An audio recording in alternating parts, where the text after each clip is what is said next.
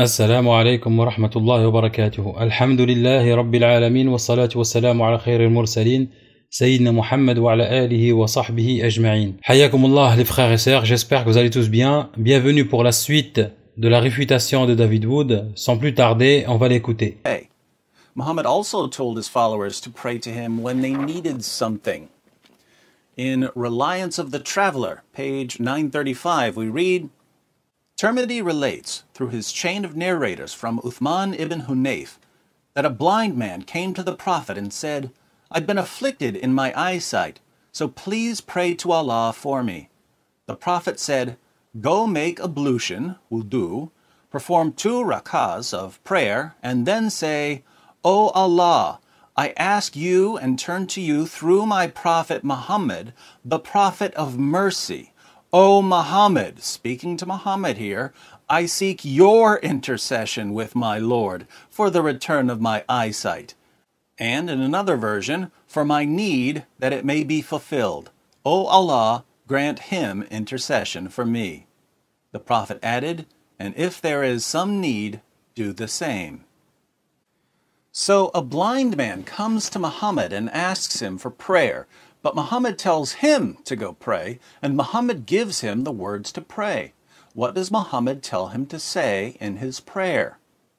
O Allah, I ask you and turn to you through my Prophet Muhammad, the Prophet of mercy. O Muhammad, I seek your intercession with my Lord for the return of my eyesight. He was commanded to pray to both Allah and Muhammad. And Muhammad adds, and if there is some need, do the same. If you have some need, do the same. Do what? Pray to both Allah and Muhammad. What do Muslims do today? They pray to both Allah and Muhammad while condemning everyone else for idolatry and paganism. Let's think about this. According to Islam, the worst possible sin is shirk, either associating partners with Allah or ascribing divine attributes to something other than Allah. Muslims do both multiple times per day, and there are 1.6 billion Muslims in the world. This means that Islam is the greatest source of shirk, idolatry, and paganism in history. Other religions have been polytheistic, but they haven't been as successful as Islam. So, who's responsible for Islam being the greatest source of shirk, idolatry, and paganism in history? Muhammad.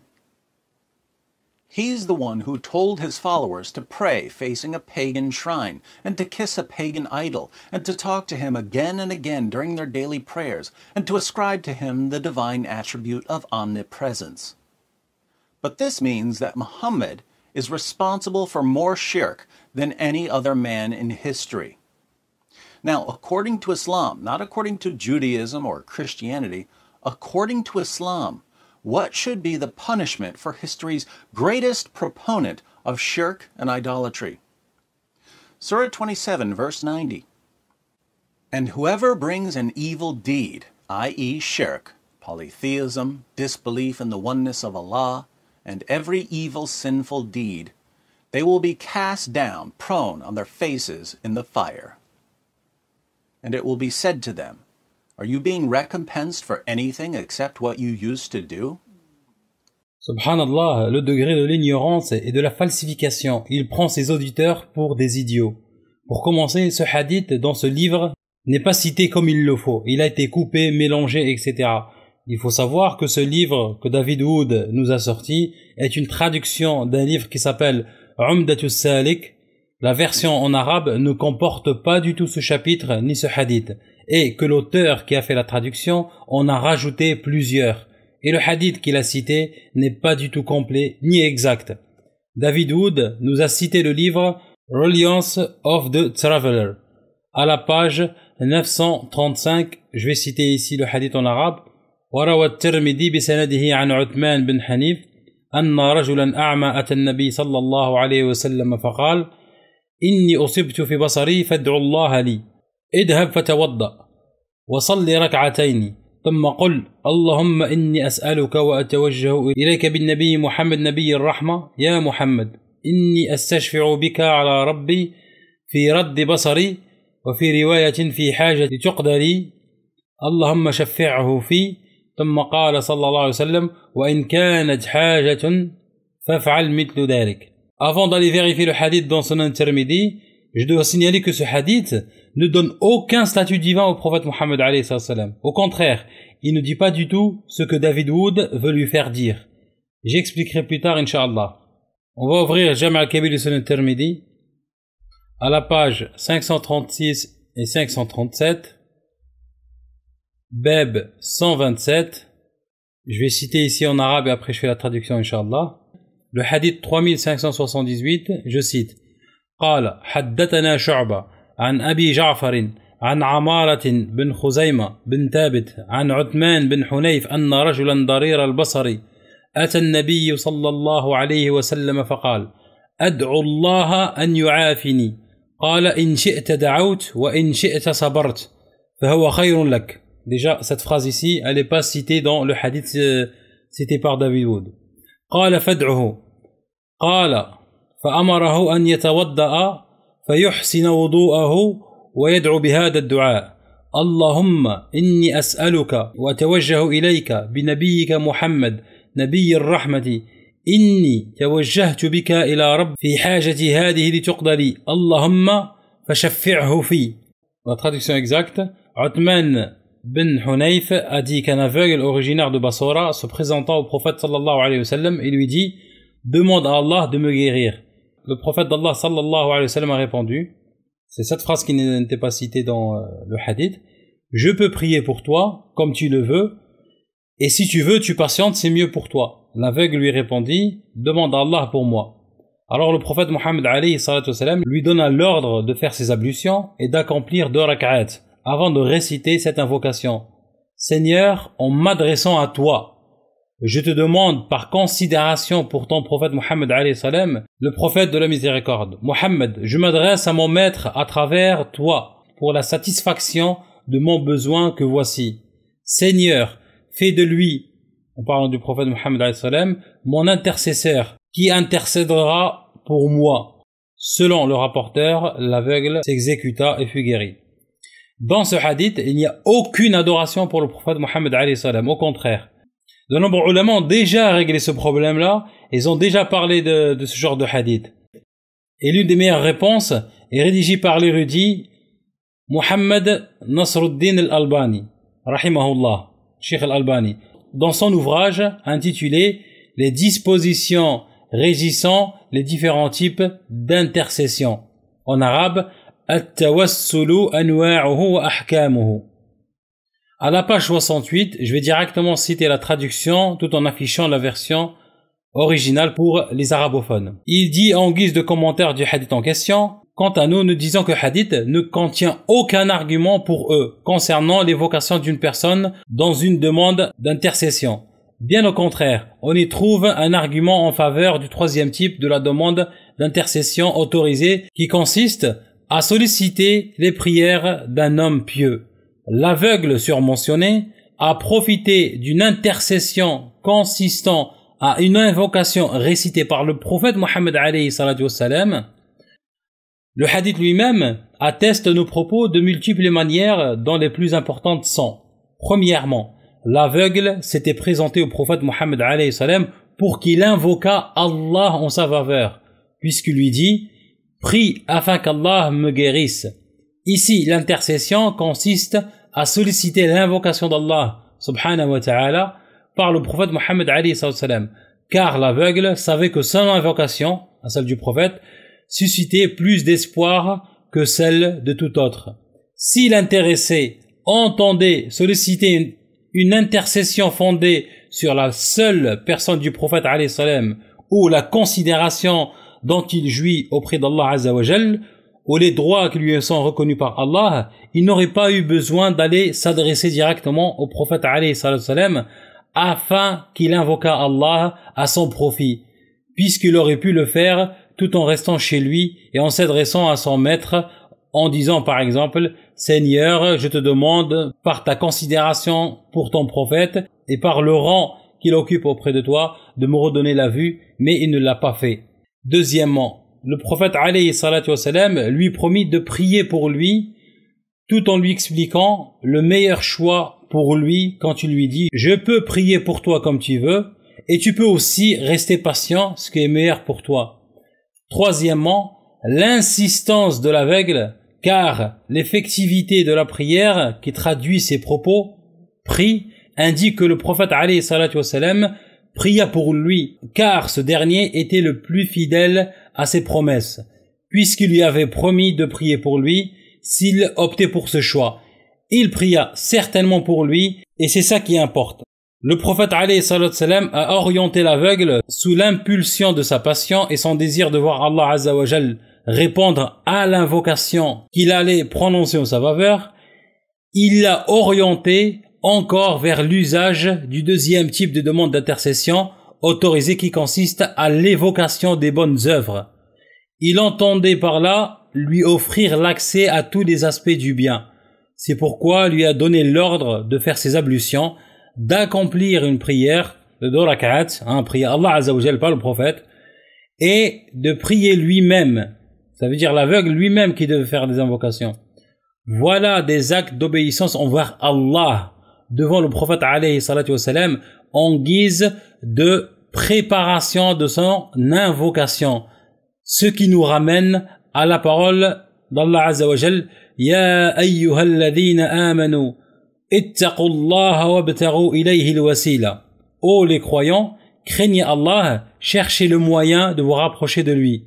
Cela étant, tout l'événement tourne autour de l'invocation, comme on le voit clairement. On ne trouve rien de ce que David Wood prétend. On rajoute encore, quatrièmement, l'invocation que le prophète alayhi salatu wassalam a apprise à l'aveugle consiste à dire « Seigneur, fais-le intercéder à ma faveur ». Ça veut dire il demande à Allah Azza wa Jal d'accepter l'intercession du prophète alayhi salam en sa faveur. Ce qu'il est impossible d'interpréter dans un sens impliquant sa personne. La considération d'Allah a pour lui ou ses droits auprès de lui, puisque la phrase signifie « Seigneur, accepte son intercession en ma faveur ou exauce son invocation visant à me rendre la vue ». Le terme « shafa'a » signifie linguistiquement « invocation ». À ce propos, l'auteur de Lisan al-Arab dit, après on va ouvrir Lisan al-Arab pour voir exactement, « Shafa'a » est la parole qu'un intercesseur adresse au roi à propos d'un besoin qu'il veut faire satisfaire au profit d'un tiers. L'intercesseur est celui qui agit pour le compte d'un autre et cherche à l'aider à obtenir ce qu'il demande. C'est dans ce sens qu'on dit « J'ai sollicité l'intercession d'un tel et il l'a utilisé à mon profit ».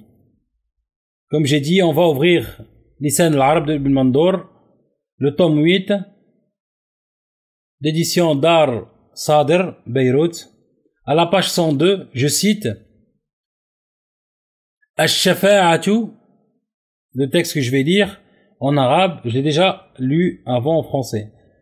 Ash-Shafa'atu ad-du'a huna, wa ash-Shafa'atu kalamu ash-shafi'i lil-maliki fi hajatin yas'aluha li ghayrihi, wa shafa'a ilayhi fi ma'na talaba ilayhi. والشافع الطالب لغيره يتشفع به إلى المطلوب يقال تشفعت بفلان إلى فلان فشفعني فيه واسم الطالب شفيع. Alors pour résumer, l'aveugle est venu demander au prophète alayhi salatu salam d'invoquer Allah pour qu'il le guérisse. Et il a demandé à Allah azza wa jal d'accepter l'intercession du prophète sallallahu alayhi wa sallam en sa faveur, ni plus ni moins. L'allégation de David Wood prend de l'eau. Ça ne tient plus, c'est fini. Maintenant que grâce à Allah seul, l'allégation que David Wood a lancée ne tient plus, elle va se retourner contre lui.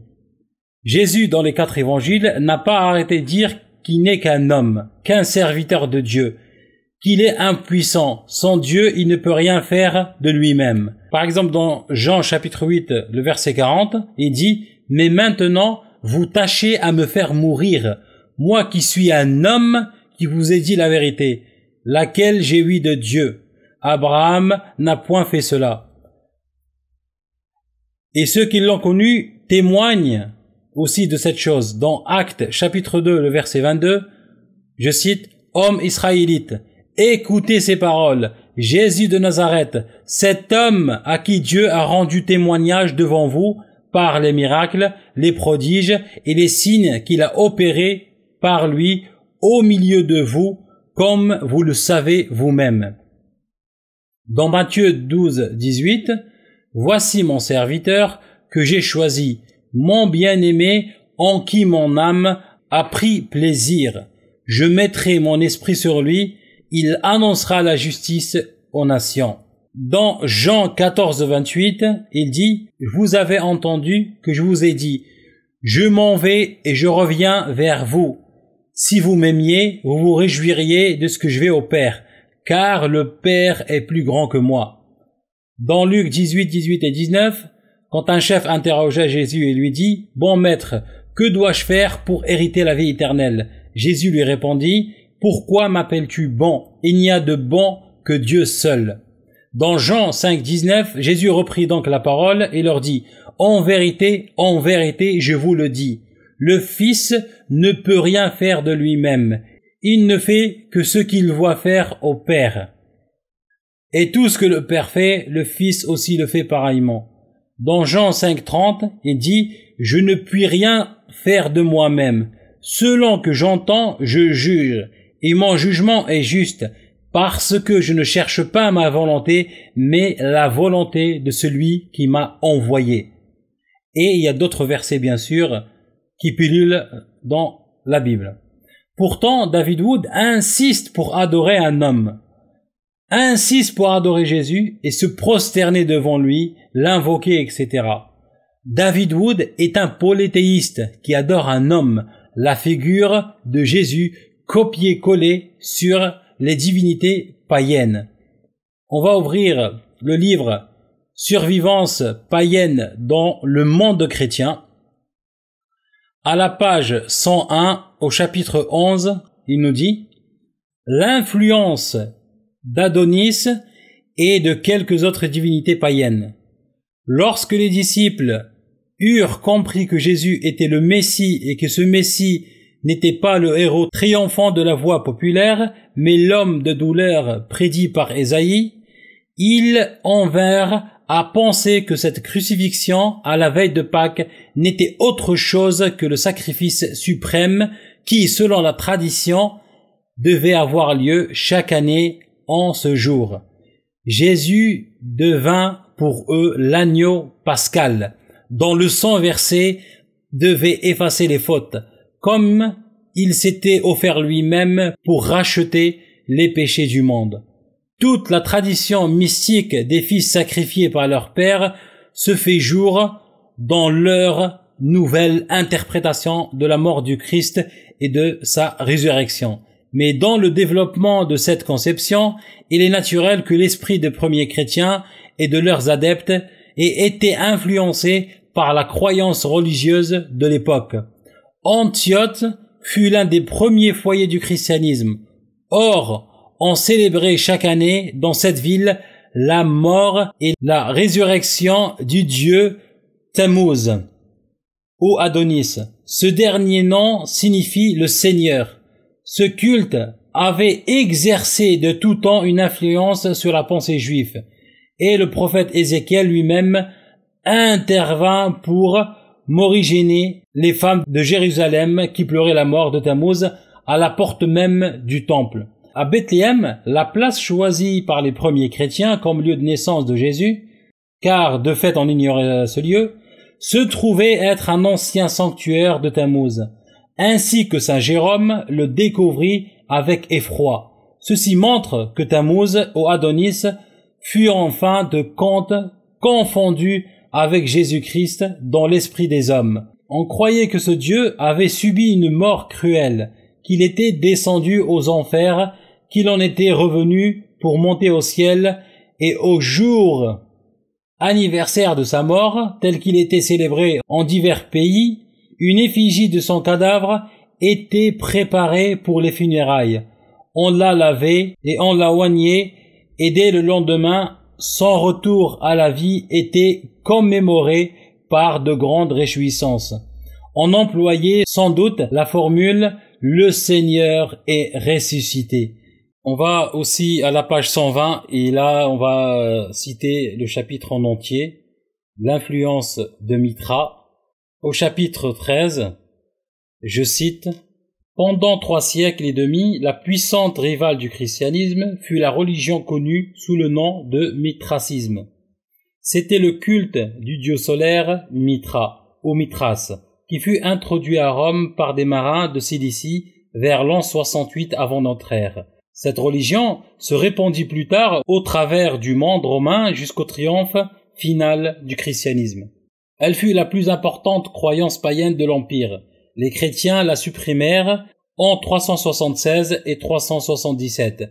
Mais son écoulement semble être dû au fait que, en ce temps-là, une grande partie de sa doctrine et de ses rites fut adoptée par l'Église. Ainsi, elle fut pratiquement absorbée par sa rivale, Jésus ayant surplanté Mithra dans l'adoration des hommes sans qu'il ait eu à proprement parler aucun hiatus. À l'origine, Mithra était l'un des dieux les moins importants de l'ancien panthéon persan, mais on finit par l'assimiler à un soleil spirituel, à la lumière céleste et à la personnification même des 7 esprits divins de bonté. Déjà au temps du Christ, on en avait fait l'égal d'Otmust, l'être suprême et le divin médiateur. Mithra aurait mené une existence terrestre et aurait été mis à mort pour le bien de l'humanité. On employait une image symbolisant sa résurrection dans les cérémonies qui le concernaient. Tarse, lieu d'origine de Paul, était l'un des grands centres de ce culte. C'était aussi la capitale des Célicéens. Et comme on va le montrer, on retrouve un soupçon de mithracisme dans les épîtres et dans les évangiles. Ainsi, la désignation de notre Seigneur sous le nom « Soleil levant qui nous a visités d'en haut », de lumière, de soleil, de justice, etc., et autres expressions analogues sont tirées de la phraséologie mitraïque. Mithra naquit d'un rocher, ainsi qu'on le voit sur les sépultures qui le représentent, et on l'appelle parfois le dieu issu du roc. Son culte était toujours célébré dans une caverne, et la croyance générale de l'Église primitive, selon laquelle Jésus vint au monde dans une grotte, est un exemple direct de l'influence mitraïque. Les mots de saint Paul, je cite, « Il buvait à un rocher spirituel, et ce rocher était le Christ », dans première lettre aux Corinthiens, sont aussi inspirés des sépultures mitraïques. Un des actes mythologiques de Mithra, qu'on retrouve dans les œuvres de Moïse, le représentait frappant un rocher pour en faire jaillir une eau que ses adeptes buvaient avec ferveur. Justin le martyr se plaint de ce que les paroles prophétiques du livre de Daniel au sujet d'une pierre s'étant détachée du roc sans le secours d'aucune main sont également employées dans le rituel mitriaque. Il est évident que la grande importance attachée par l'Église primitive aux paroles attribuées à Jésus et concernant Pierre, sur cette pierre je bâtirai mon Église, était due à leur parenté avec l'idée mitriaque du théos ek petras, le dieu issu du roc. En fait, il se peut que la raison pour laquelle la colline du Vatican à Rome ait été consacrée par Pierre comme le rocher du christianisme venait de ce qu'elle était déjà consacrée pour les adeptes de Mithra, car ces restes de ce culte furent trouvés en ce lieu. Le principal événement de la vie de Mithra consiste en un combat avec un taureau symbolique, qu'il finit par vaincre et qu'il immole. Du sang de ce sacrifice naquit la paix du monde et sa richesse. Symbolisé par les cornes de l'animal, cornes d'abondance, le taureau semble représenter le monde ou l'humanité, et cela implique que Mithra, comme le Christ, avait vaincu le monde. Mais dans les esprits primitifs persans, Mithra est lui-même le taureau. Le Dieu se sacrifie ainsi lui-même, ce qui rappelle de près la conception chrétienne. Plus tard, le taureau devient interchangeable avec un bélier, mais le bélier du zodiaque, Aries, associé à Mithra, fut remplacé par un agneau dans le zodiaque persan, de sorte que l'on sacrifiait un agneau, comme dans la conception pascale de Jésus. Donc, l'idée chrétienne du sacrifice de l'agneau de Dieu était familière à tous les adorateurs de Mithra. Et de même que Mithra était une personnification des 7 esprits de Dieu, De même, l'agneau immolé de l'Apocalypse avait 7 cornes et 7 yeux, qui sont les 7 esprits de Dieu. D'anciens auteurs racontent qu'un agneau était consacré, immolé et mangé à Pâques. La Pâques était une fête mitriaque, probablement l'anniversaire de la résurrection de Mithra. Le parallèle est donc absolu. À cet égard, il convient d'ajouter qu'au IVe siècle, l'Église tenta, mais en vain, de supprimer la représentation du Christ par un agneau à cause de l'origine païenne de cette coutume. Les cérémonies de purification qui consistaient à asperger les novices avec le sang du taureau ou bélier étaient très répandues et on les retrouve dans les rites de Mithra. Par le baptême, un homme naissait de nouveau. Et l'expression chrétienne « laver dans le sang de l'agneau » est évidemment un reflet de cette idée. Le rapport est apparent dans ces mots de l'épître aux Hébreux. Je cite « Il est impossible que le sang des taureaux et des boucs ôte le péché. » Dans ce passage, l'auteur ajoute « Puisque nous avons un libre accès dans le lieu très saint, grâce au sang de Jésus, par le chemin nouveau et vivant qui nous a frayé à travers le voile, c'est-à-dire sa propre chair. Approchons-nous, le cœur purifié des souillures, d'une mauvaise conscience et le corps lavé d'une eau pure. » Dans Hébreux. Quand nous apprenons que la cérémonie d'initiation mitriaque consistait à entrer dans un mystérieux souterrain saint des saints, avec les yeux bandés, puis à être aspergé de sang et lavé à l'eau, il apparaît clairement que l'auteur de l'épître pensait à ces rites mitriaques qu'en ce temps-là tout le monde connaissait. On va descendre plus loin.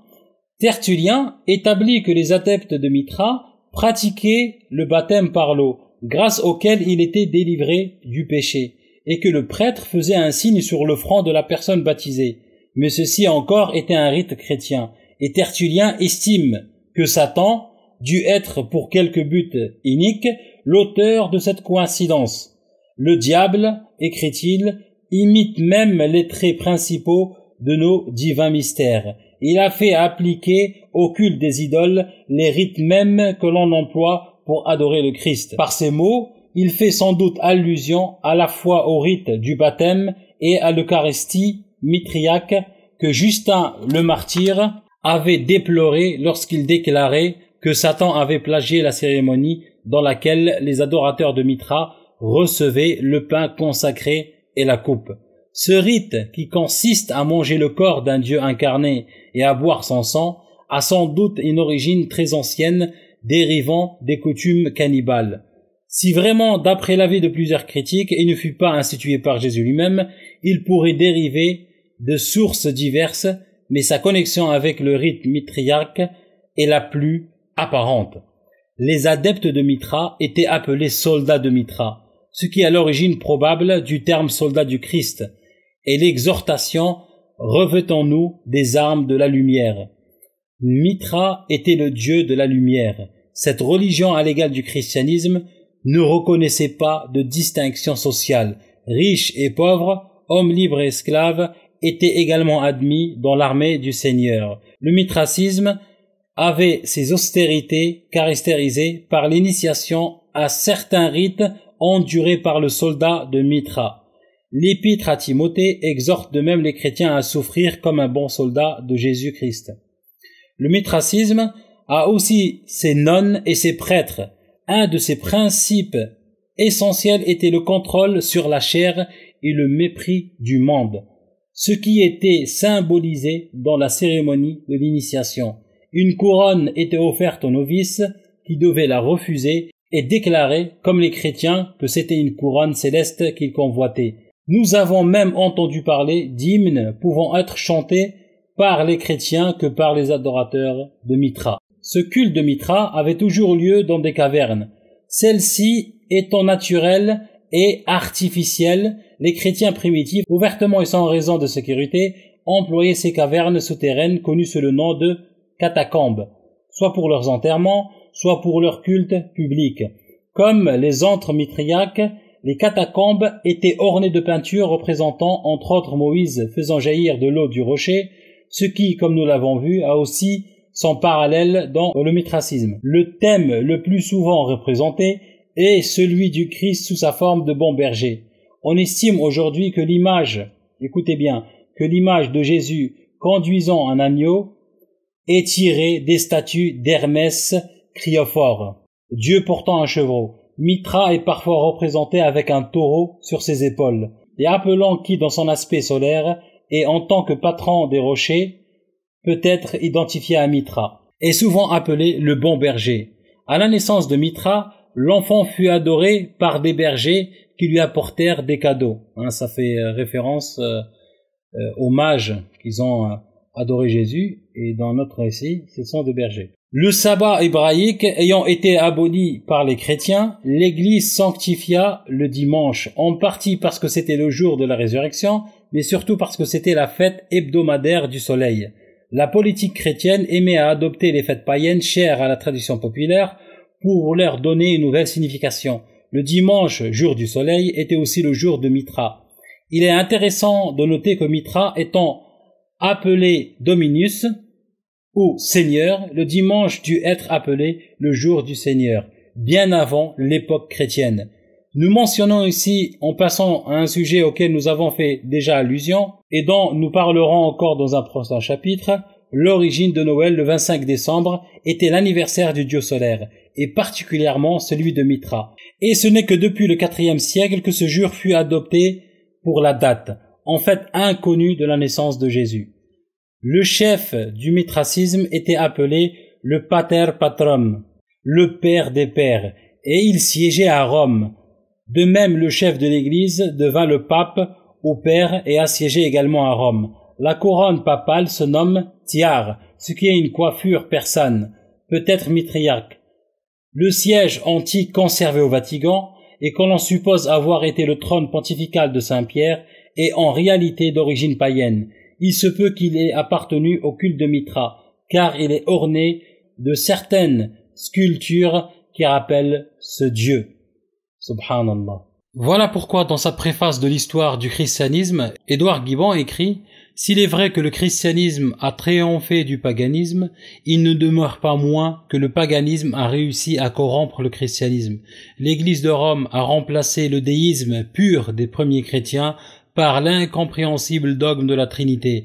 Pareillement, de nombreuses doctrines païennes, inventées par les Égyptiens et idéalisées par Platon, ont été adoptées par ceux que considéraient comme dignes de foi. Raymond Brown nous dit dans son livre Que sait-on du Nouveau Testament ? À la page 74, je cite, « Premièrement, l'intention de l'auteur et la compréhension du peuple peuvent différer. Par exemple, après avoir réfléchi sur la formation juive d'un auteur du Nouveau Testament et sur le sens de ce qu'il cherchait à transmettre, nous pouvons nous demander comment un public constitué de chrétiens d'origine païenne, qui n'avaient qu'une familiarité limitée avec le judaïsme, comprenait ce que cet auteur écrivait. Ainsi, quand Paul définit Jésus comme le Fils de Dieu, il s'inspirait très probablement de la promesse de Nathan à David. Mais quel était le sens de ce titre pour les auditeurs, lecteurs de Paul, qui avaient rendu un culte païen à des dieux et à des déesses et à leurs enfants divins, enfin jusqu'à ce que ces missionnaires horrifiaient et corrigeaient le malentendu. Et pour finir, on va ouvrir le livre Le mystère de Jésus, le tome 1 de Tommy Frike et de Peter Gandhi. À la page 27, je cite, Sir Wallis Budge du British Museum explique parlant d'Osiris, les Égyptiens, à toutes les périodes où nous les connaissons, croyaient qu'Osiris était d'origine divine, qu'il souffrit mutilation et mort des mains du pouvoir du mal, qu'après un grand combat contre ce pouvoir, il ressuscita, devint roi et juge du monde des morts, et que, puisqu'il avait vaincu la mort, les justes pouvaient aussi en triompher. Il présentait l'idée d'un homme à la fois divin et humain.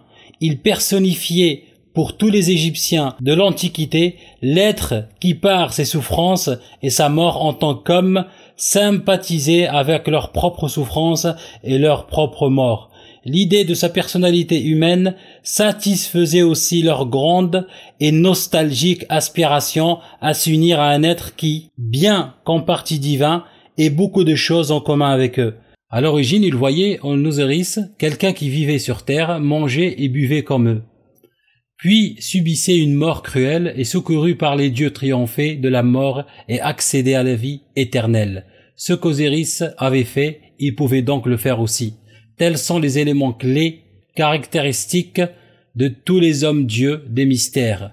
Ce que Budge écrit d'Osiris convient bien à Dionysios, Attis, Adonis, Mitra et tous les autres. C'est la description même de la mort et de la résurrection de l'homme Dieu juif, Jésus-Christ.